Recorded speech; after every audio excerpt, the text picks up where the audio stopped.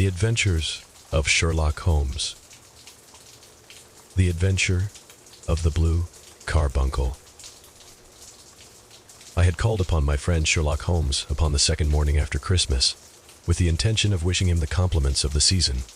He was lounging upon the sofa in a purple dressing gown, a pipe rack within his reach upon the right, and a pile of crumpled morning papers, evidently newly studied, near at hand. Beside the couch was a wooden chair, and on the angle of the back hung a very seedy and disreputable hard felt hat, much the worse for wear, and cracked in several places.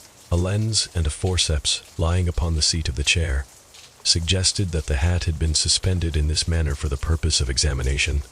"You are engaged," said I. "Perhaps I interrupt you." "Not at all. I am glad to have a friend with whom I can discuss my results. The matter is a perfectly trivial one." He jerked his thumb in the direction of the old hat. "But there are points in connection with it which are not entirely devoid of interest and even of instruction." I seated myself in his armchair and warmed my hands before his crackling fire. For a sharp frost had set in, and the windows were thick with the ice crystals. "I suppose," I remarked, "that, homely as it looks, this thing has some deadly story linked onto it, that it is the clue which will guide you in the solution of some mystery and the punishment of some crime." No crime," said Sherlock Holmes, laughing. "Only one of those whimsical little incidents which will happen when you have 4 million human beings, all jostling each other, within the space of a few square miles. Amid the action and reaction of so dense a swarm of humanity, every possible combination of events may be expected to take place, and many a little problem will be presented which may be striking and bizarre without being criminal. We have already had experience of such." "So much so," I remarked, "that of the last 6 cases which I have added to my notes, 3 have been entirely free of any legal crime."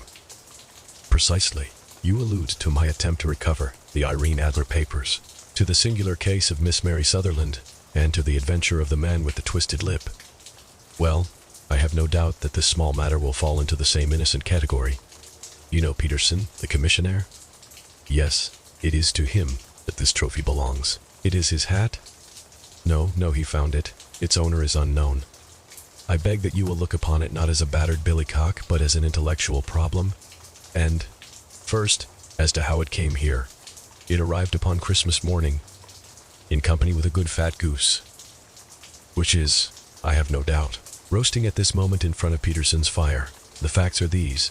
About 4 o'clock on Christmas morning, Peterson, who, as you know, is a very honest fellow, was returning from some small jollification and was making his way homeward down Tottenham Court Road. In front of him he saw, in the gaslight, a tallish man, walking with a slight stagger and carrying a white goose slung over his shoulder. As he reached the corner of Good Street, a row broke out between the stranger and a little knot of roughs. One of the latter knocked off the man's hat, on which he raised his stick to defend himself, and, swinging it over his head, smashed the shop window behind him. Peterson had rushed forward to protect the stranger from his assailants. But the man, shocked at having broken the window, and seeing an official-looking person in uniform rushing towards him, dropped his goose, took to his heels, and vanished amid the labyrinth of small streets which lie at the back of Tottenham Court Road. The roughs had also fled at the appearance of Peterson, so that he was left in possession of the field of battle, and also of the spoils of victory in the shape of this battered hat, and a most unimpeachable Christmas goose, which surely he restored to their owner. My dear fellow, there lies the problem. It is true that for Mrs. Henry Baker was printed upon a small card, which was tied to the bird's left leg, and it is also true that the initials HB are legible upon the lining of this hat. But as there are some thousands of Bakers and some hundreds of Henry Bakers in this city of ours, it is not easy to restore lost property to any one of them. What then did Peterson do? He brought round both hat and goose to me on Christmas morning, knowing that even the smallest problems are of interest to me. The goose we retained until this morning, when there were signs that, in spite of the slight frost, it would be well that it should be eaten without unnecessary delay. Its finder has carried it off, therefore, to fulfill the ultimate destiny of a goose, while I continue to retain the hat of the unknown gentleman who lost his Christmas dinner. Did he not advertise? Then, what clue could you have as to his identity? Only as much as we can deduce from his hat. Precisely, but you are joking. What can you gather from this old battered felt? Here is my lens. You know my methods. What can you gather yourself as to the individuality of the man who has worn this article? I took the tattered object in my hands and turned it over rather ruefully. It was a very ordinary black hat of the usual round shape, hard and much the worse for wear. The lining had been of red silk, but was a good deal discolored. There was no maker's name, but, as Holmes had remarked, the initials HB were scrawled upon one side. It was pierced in the brim for a hat securer, but the elastic was missing. For the rest, it was cracked, exceedingly dusty, and spotted in several places, although there seemed to have been some attempt to hide the discolored patches by smearing them with ink. "I can see nothing," said I, handing it back to my friend. "On the contrary, Watson, you can see everything. You fail, however, to reason from what you see. You are too timid in drawing your inferences. Then, pray tell me what it is that you can infer from this hat." He picked it up and gazed at it in the peculiar introspective fashion which was characteristic of him. "It is perhaps less suggestive than it might have been," he remarked. "And yet there are a few inferences which are very distinct, and a few others which represent at least a strong balance of probability. That the man was highly intellectual is of course obvious upon the face of it, and also that he was fairly well-to-do within the last 3 years, although he has now fallen upon evil days. He had foresight, but has less now than formerly, pointing to a moral retrogression. When taken with the decline of his fortunes, seems to indicate some evil influence, probably drink, at work upon him. This may account also for the obvious fact that his wife has ceased to love him. My dear Holmes. He has, however, retained some degree of self-respect," he continued, disregarding my remonstrance. "He is a man who leads a sedentary life, goes out little, is out of training entirely, is middle-aged, has grizzled hair which he has had cut within the last few days, and which he anoints with limey cream. These are the more patent facts which are to be deduced from his hat. Also, by the way, that it is extremely improbable that he has gas laid on in his house. You are certainly joking, Holmes." "Not in the least. Is it possible that even now, when I give you these results, you are unable to see how they are attained?" "I have no doubt that I am very stupid, but I must confess that I am unable to follow you. For example, how did you deduce that this man was intellectual?" For answer, Holmes clapped the hat upon his head. It came right over the forehead and settled upon the bridge of his nose. "It is a question of cubic capacity," said he. "A man with so large a brain must have something in it. The decline of his fortunes, then. This hat is 3 years old. These flat brims curled at the edge came in then. It is a hat of the very best quality. Look at the band of rib silk and the excellent lining. If this man could afford to buy so expensive a hat 3 years ago, and has had no hat since, then he has assuredly gone down in the world. Well, that is clear enough, certainly. But how about the foresight and the moral retrogression?" Sherlock Holmes laughed. "Here is the foresight," said he, putting his finger upon the little disc and loop of the hat securer. "They are never sold upon hats. If this man ordered one, it is a sign of a certain amount of foresight, since he went out of his way to take this precaution against the wind. But since we see that he has broken the elastic and has not troubled to replace it, it is obvious that he has less foresight now than formerly, which is a distinct proof of a weakening nature. On the other hand, he has endeavored to conceal some of these stains upon the felt by daubing them with ink, which is a sign that he has not entirely lost his self-respect. Your reasoning is certainly plausible. The further points that he is middle-aged, that his hair is grizzled, that it has been recently cut, and that he uses limey cream, are all to be gathered from a close examination of the lower part of the lining. The lens discloses a large number of hair ends, clean cut by the scissors of the barber. They all appear to be adhesive, and there is a distinct odor of limey cream. This dust, you will observe, is not the gritty, gray dust of the street, but the fluffy brown dust of the house, showing that it has been hung up indoors most of the time. While the marks of moisture upon the inside are proof positive that the wearer perspired very freely, and could therefore hardly be in the best of training. But his wife, you said that she had ceased to love him. This hat has not been brushed for weeks. When I see you, my dear Watson, with a week's accumulation of dust upon your hat, and when your wife allows you to go out in such a state, I shall fear that you also have been unfortunate enough to lose your wife's affection. But he might be a bachelor. Nay, he was bringing home the goose as a peace offering to his wife. Remember the card upon the bird's leg. You have an answer to everything. But how on earth do you deduce that the gas is not laid on in his house? One tallow stain, or even two, might come by chance. But when I see no less than 5, I think that there can be little doubt that the individual must be brought into frequent contact with burning tallow, walks upstairs at night probably with his hat in one hand and a guttering candle in the other. Anyhow, he never got tallow stains from a gas jet. Are you satisfied? Well, it is very ingenious, said I, laughing, but since, as you said just now, there's been no crime committed and no harm done, save the loss of a goose, all this seems to be rather a waste of energy. Sherlock Holmes had opened his mouth to reply when the door flew open, and Peterson, the commissionaire, rushed into the apartment with flushed cheeks and the face of a man who was dazed with astonishment. "The goose, Mr. Holmes. The goose say, sir," he gasped. "Eh? What of it then? Has it returned to life and flapped off through the kitchen window?" Holmes twisted himself round upon the sofa to get a fairer view of the man's excited face. "See here, sir. See what my wife found in its crop." He held out his hand and displayed upon the center of the palm a brilliantly scintillating blue stone, rather smaller than a bean in size, but of such purity and radiance that it twinkled like an electric point in the dark hollow of his hand. Sherlock Holmes sat up with a whistle. "By Jove, Peterson," said he, "this is treasure trove indeed. I suppose you know what you have got." "A diamond, sir. A precious stone. It cuts into glass as though it were putty.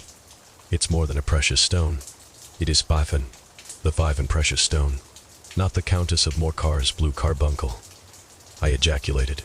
"Precisely so. I ought to know its size and shape, seeing that I have read the advertisement about it in 50 the Times of every day lately. It is absolutely unique, and its value can only be conjectured, but the reward offered of £1,000 is certainly not within a 20th part of the market price." £1,000. Great Lord of mercy. The commissionaire plumped down into a chair and stared from one to the other of us.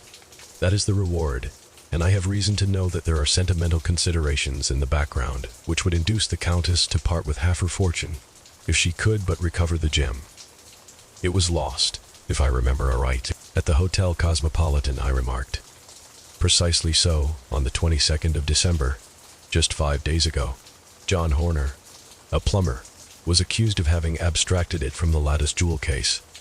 The evidence against him was so strong that the case has been referred to the assizes. I have some account of the matter here, I believe." He rummaged amid his newspapers, glancing over the dates until at last he smoothed one out, doubled it over, and read the following paragraph. "Hotel Cosmopolitan jewel robbery. John Horner, 26, plumber, was brought up upon the charge of having upon the 22nd of this month abstracted from the jewel case of the Countess of Morcar the valuable gem known as the blue carbuncle. James Ryder, upper attendant at the hotel, gave his evidence to the effect that he had shown Horner up to the dressing room of the Countess of Morcar upon the day of the robbery, in order that he might solder the second bar of the grate, which was loose. He had remained with Horner some little time, but had finally been called away. On returning, he found that Horner had disappeared, that the bureau had been forced open, and that the small morocco casket in which, as it afterwards transpired, the Countess was accustomed to keep her jewel, was lying empty upon the dressing table. Ryder instantly gave the alarm, and Horner was arrested the same evening, but the stone could not be found either upon his person or in his rooms. Catherine Cusack, maid to the Countess, deposed to having heard Ryder's cry of dismay on discovering the robbery, and to having rushed into the room where she found matters as described by the last witness. Inspector Bradstreet, B Division, gave evidence as to the arrest of Horner, who struggled frantically and protested his innocence in the strongest terms. Evidence of a previous conviction for robbery having been given against the prisoner. The magistrate refused to deal summarily with the offense, but referred it to the assizes. Horner, who had shown signs of intense emotion during the proceedings, fainted away at the conclusion and was carried out of court. So much for the police court," said Holmes thoughtfully, tossing aside the paper. "The question for us now to solve is the sequence of events leading from a rifled jewel case at one end to the crop of a goose in Tottenham Court Road at the other. You see, Watson, our little deductions have suddenly assumed a much more important and less innocent aspect. Here is the stone, The stone came from the goose, and the goose came from Mr. Henry Baker, the gentleman with the bad hat and all the other characteristics with which I have bored you. So now we must set ourselves very seriously to finding this gentleman, and ascertaining what part he has played in this little mystery. To do this, we must try the simplest means first, and these lie undoubtedly in an advertisement in all the evening papers. If this fail, I shall have recourse to other methods. What will you say? Give me a pencil and that slip of paper now. Then, found at the corner of Good Street, a goose and a black felt hat. Mr. Henry Baker can have the same by applying at 6:30 this evening at 221B Baker Street. That is clear and concise. Very. But will he see it? Well, he is sure to keep an eye on the papers, since, to a poor man, the loss was a heavy one. He was clearly so scared by his mischance in breaking the window and by the approach of Peterson that he thought of nothing but flight. But since then he must have bitterly regretted the impulse which caused him to drop his bird.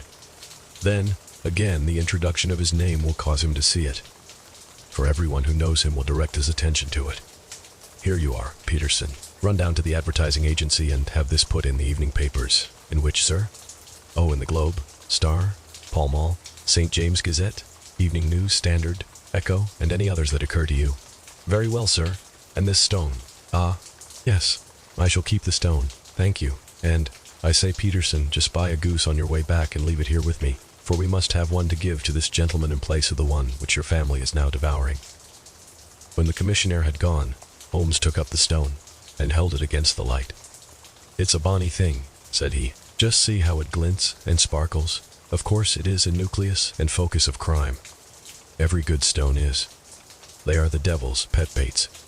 In the larger and older jewels, every facet may stand for a bloody deed. This stone is not yet 20 years old. It was found in the banks of the Amoy River in southern China and is remarkable in having every characteristic of the carbuncle, save that it is blue in shade instead of ruby red. In spite of its youth, it is already a sinister history. There have been 2 murders, a vitriol throwing, a suicide, and several robberies brought about for the sake of this 40-grain weight of crystallized charcoal. Who would think that so pretty a toy would be a purveyor to the gallows and the prison? I'll lock it up in my strong box now, and drop a line to the Countess to say that we have it. Do you think that this man Horner is innocent? I cannot tell. Well then, do you imagine that this other one, Henry Baker, had anything to do with the matter? It is, I think, much more likely that Henry Baker is an absolutely innocent man, who had no idea that the bird which he was carrying was of considerably more value than if it were made of solid gold. That, however, I shall determine by a very simple test if we have an answer to our advertisement. And you can do nothing until then, nothing. In that case, I shall continue my professional round, but I shall come back in the evening at the hour you have mentioned, for I should like to see the solution of so tangled a business. Very glad to see you. I dine at 7. There is a woodcock, I believe. By the way, in view of recent occurrences, perhaps I ought to ask Mrs. Hudson to examine its crop. I had been delayed at a case, and it was a little after 6:30 when I found myself in Baker Street once more. As I approached the house, I saw a tall man in a Scotch bonnet with a coat which was buttoned up to his chin waiting outside in the bright semicircle which was thrown from the fanlight. Just as I arrived, the door was opened, and we were shown up together to Holmes' room. Mr. Henry Baker, I believe, said he, rising from his armchair and greeting his visitor with the easy air of geniality which he could so readily assume. Pray take this chair by the fire, Mr. Baker. It is a cold night, and I observe that your circulation is more adapted for summer than for winter. Ah, Watson, you have just come at the right time. Is that your hat, Mr. Baker? Yes, sir, that is undoubtedly my hat. He was a large man with rounded shoulders, a massive head, and a broad, intelligent face, sloping down to a pointed beard of grizzled brown. With a slight tremor of his extended hand, recalled Holmes' surmise as to his habits. His rusty black frock coat was buttoned right up in front, with a collar turned up, and his lank wrists protruded from his sleeves without a sign of cuff or shirt. He spoke in a slow staccato fashion, choosing his words with care, and gave the impression generally of a man of learning and letters who had had a lucid at the hands of fortune. We have retained these things for some days, said Holmes, because we expected to see an advertisement from you, giving your address. I am at a loss to know now why you did not advertise." Our visitor gave a rather shamefaced laugh. "Shillings have not been so plentiful with me as they once were," he remarked. I had no doubt that the gang of roughs who assaulted me had carried off both my hat and the bird. I did not care to spend more money in a hopeless attempt at recovering them, very naturally. By the way, about the bird, we were compelled to eat it. To eat it? Our visitor half rose from his chair in his excitement. Yes, it would have been of no use to anyone had we not done so. But I presume that this other goose upon the sideboard, which is about the same weight and perfectly fresh, will answer your purpose equally well? "Oh, certainly, certainly," answered Mr. Baker with a sigh of relief. "Of course, we still have the feathers, legs, crop, and so on of your own bird. So if you wish," the man burst into a hearty laugh, "they might be useful to me as relics of my adventure," said he. "But beyond that, I can hardly see what use the dative dejecta membra of my late acquaintance are going to be to me. No, sir, I think that, with your permission, I will confine my attentions to the excellent bird which I perceive upon the sideboard." Sherlock Holmes glanced sharply across at me with a slight shrug of his shoulders. "There is your hat, then, and there your bird," said he. "By the way, would it bore you to tell me where you got the other one from? I am somewhat of a fowl fancier, and I have seldom seen a better grown goose." "Certainly, sir," said Baker, who had risen and tucked his newly gained property under his arm. "There are a few of us who frequent the Alpha Inn, near the museum. We are to be found in the museum itself, during the day. You understand, this year our good host, Windigate by name, instituted a goose club, by which, on consideration of some few pence every week, we were each to receive a bird at Christmas. My pence were duly paid, and the rest is familiar to you. I am much indebted to you, sir, for a Scotch bonnet is fitted neither to my years nor my gravity." With a comical pomposity of manner, he bowed solemnly to both of us and strode off upon his way. "So much for Mr. Henry Baker," said Holmes, when he had closed the door behind him.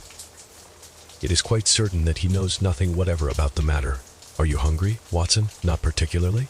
Then I suggest that we turn our dinner into a supper and follow up this clue while it is still hot." "By all means." It was a bitter night, so we drew on our ulsters and wrapped cravats about our throats. Outside, the stars were shining coldly in a cloudless sky, and the breath of the passers-by blew out into smoke like so many pistol shots.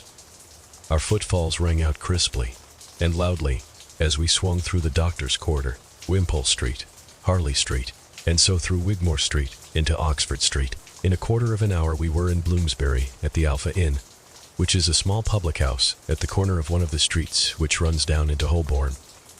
Holmes pushed open the door of the private bar and ordered 2 glasses of beer from the ruddy-faced, white-apron landlord. "Your beer should be excellent if it is as good as your geese," said he. "My geese?" The man seemed surprised. "Yes, I was speaking only half an hour ago to Mr. Henry Baker, who is a member of your goose club." "Ah, yes, I see. But you see, sir, them's not subby our geese." "Indeed, whose then?" "Well, I got the 2 dozen from a salesman in Covent Garden. Indeed, I know some of them." "Which was it?" "Breckenridge is his name." "Ah, I don't know him. Well, here is your good health, landlord, and prosperity to your house. Good night. Now, for Mr. Breckenridge," he continued, buttoning up his coat as we came out into the frosty air. "Remember, Watson, that though we have so homely a thing as a goose at one end of this chain, we have, at the other, a man who will certainly get 7 years penal servitude, unless we can establish his innocence. It is possible that our inquiry may but confirm his guilt, but, in any case, we have a line of investigation which has been missed by the police, and which a singular chance has placed in our hands. Let us follow it out to the bitter end. Faces to the south, then, and quick march." We passed across Holborn, down Indell Street, and so through a zigzag of slums to Covent Garden Market. One of the largest stalls bore the name of Breckenridge upon it, and the proprietor, a horsey-looking man, with a sharp face and trim side whiskers, was helping a boy to put up the shutters. "Good evening. It's a cold night," said Holmes. The salesman nodded and shot a questioning glance at my companion. "Sold out of geese, I see," continued Holmes, pointing at the bare slabs of marble. "Let you have 500 tomorrow morning." That's no good. Well, there are some on the stall with the gas flare. But I was recommended to you. Who by? The landlord of the Alpha. Oh yes, I sent him a couple of dozen. Fine birds they were, too. Now where did you get them from? To my surprise, the question provoked a burst of anger from the salesman. Now then, mister, said he, with his head cocked and his arms akimbo. What are you driving at? Let's have it straight now. It is straight enough. I should like to know who sold you the geese which you supplied to the Alpha. Well then, I shan't tell you, so now. Oh, it is a matter of no importance, but I don't know why you should be so warm over such a trifle. Warm? You'd be as warm, maybe, if you were as pestered as I am. When I pay good money for a good article, there should be an end to the business. But it's where are the geese, and who did you sell the geese to, and what will you take for the geese? One would think they were the only geese in the world, to hear the fuss that is made over them. Well, I have no connection with any other people who have been making inquiries, said Holmes carelessly. If you won't tell us, the bet is off, that is all. But I'm always ready to back my opinion on a matter of fowls, and I have a fiver on it that the bird I ate is country bred. Well, then you've lost your fiver, for it's town bred, snapped the salesman. It's nothing of the kind. I say it is. I don't believe it. Dio, think you know more about fowls than I, who have handled them ever since I was a nipper? I tell you, all those birds that went to the Alpha were town bred. You'll never persuade me to believe that. Will you bet then? It's merely taking your money, for I know that I am right. But he'll have a sovereign on with you, just to teach you not to be obstinate. The salesman chuckled grimly. Bring me the books, Bill, said he. The small boy brought round a small thin volume, and a great greasy-backed one, laying them out together beneath the hanging lamp. Now then, Mr. Cocksure, said the salesman, I thought that I was out of geese, but before I finish you'll find that there is still one left in my shop. You see this little book? Well, that's the list of the folk from whom I buy. Do you see? Well then, here on this page are the country folk, and the numbers after their names are where their accounts are in the big ledger. Now, then, you see this other page in red ink? Well, that is a list of my town suppliers. Now, look at that third name. Just read it out to me. Mrs. Oakshott, 117, Brixton Road. 249, Red Holmes. Quite so. Now turn that up in the ledger. Holmes turned to the page indicated. Here you are, Mrs. Oakshott, 117, Brixton Road, egg and poultry supplier. Now, then, what's the last entry? The 22nd of December, 24 geese, at 7 shillings and 6 pence. Quite so. There you are. And underneath, sold to Mr. Windigate of the Alpha, at 12 shillings. What have you to say now? Sherlock Holmes looked deeply chagrined. He drew a sovereign from his pocket and threw it down upon the slab, turning away with the air of a man whose disgust is too deep for words. A few yards off he stopped under a lamppost and laughed in the hearty, noiseless fashion which was peculiar to him. When you see a man with whiskers of that cut and the pink un protruding out of his pocket, you can always draw him by a bet, said he. I dare say that if I had put £100 down in front of him, that man would not have given me such complete information as was drawn from him by the idea that he was doing me on a wager. Well, Watson, we are, I fancy, nearing the end of our quest, and the only point which remains to be determined is whether we should go on to this Mrs. Oakshott tonight, or whether we should reserve it for tomorrow. It is clear from what that surly fellow said that there are others, besides ourselves, who are anxious about the matter. And I should. His remarks were suddenly cut short by a loud hubbub, which broke out from the stall which we had just left. Turning round, we saw a little rat-faced fellow standing in the center of the circle of yellow light, which was thrown by the swinging lamp, while Breckenridge, the salesman, framed in the door of his stall, was shaking his fists fiercely at the cringing figure. I've had enough of you and your geese, he shouted. I wish you were all at the devil together. If you come pestering me any more with your silly talk, I'll set the dog at you. You bring Mrs. Oakshott here, and I'll answer her. But what have you to do with it? Did I buy the geese off you? No, but one of them was mine all the same, whined the little man. Well, then, ask Mrs. Oakshott for it.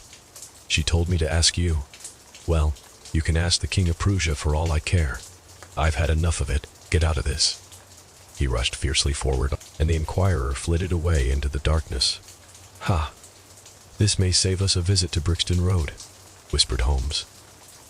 "Come with me, and we will see what is to be made of this fellow." Striding through the scattered knots of people who lounged round the flaring stalls, my companion speedily overtook the little man and touched him upon the shoulder. He sprang round, and I could see in the gaslight that every vestige of color had been driven from his face. "Who are you, then? What do you want?" he asked in a quavering voice. "You will excuse me," said Holmes blandly, "but I could not help overhearing the questions which you put to the salesman just now. I think that I could be of assistance to you. You?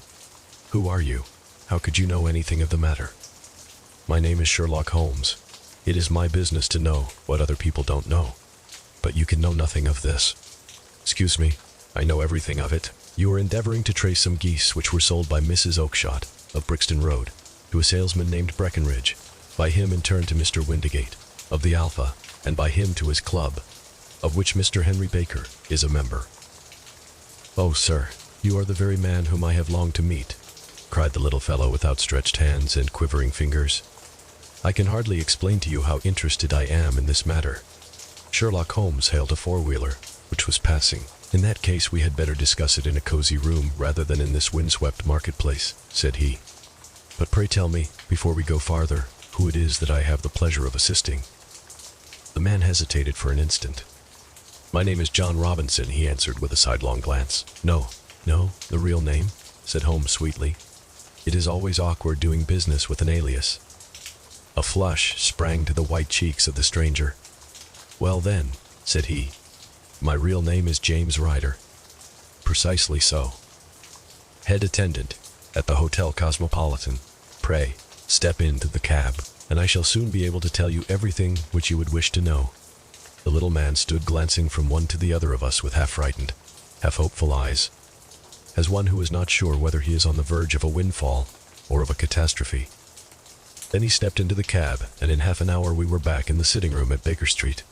Nothing had been said during our drive, but the high, thin breathing of our new companion, and the claspings and unclaspings of his hands, spoke of the nervous tension within him.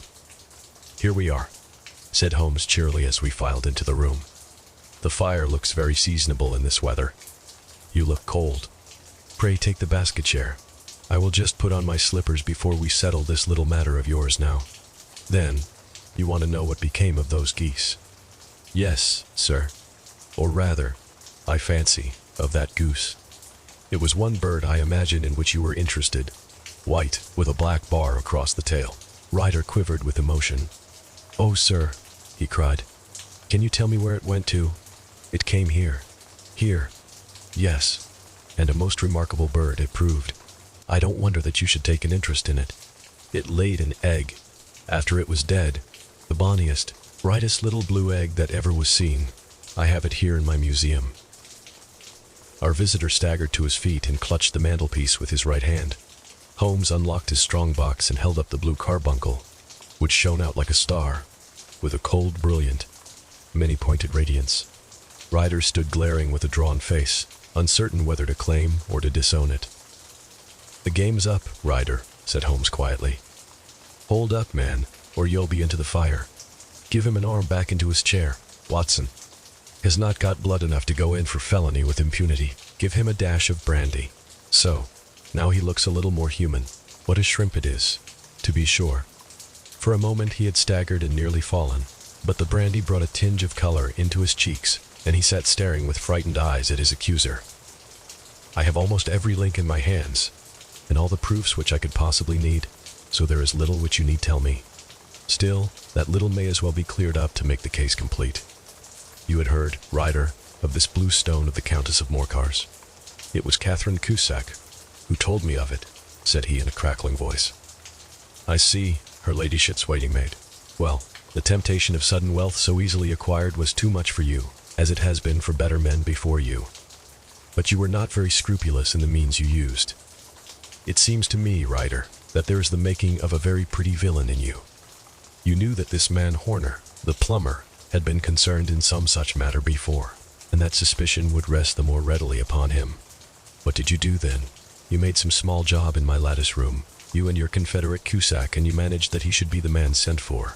Then, when he had left, you rifled the jewel case, raised the alarm, and had this unfortunate man arrested. You then, Ryder threw himself down suddenly upon the rug and clutched at my companion's knees. For God's sake, have mercy, he shrieked. Think of my father, of my mother. It would break their hearts. I never went wrong before. I never will, again. I swear it. He'll swear it on a Bible. Oh, don't bring it into court. For Christ's sake, don't. Get back into your chair, said Holmes sternly. It is very well to cringe and crawl now, but you thought little enough of this poor Horner in the dock for a crime of which he knew nothing. I will fly. Mr. Holmes, I will leave the country, sir. Then the charge against him will break down. We will talk about that. And now let us hear a true account of the next act.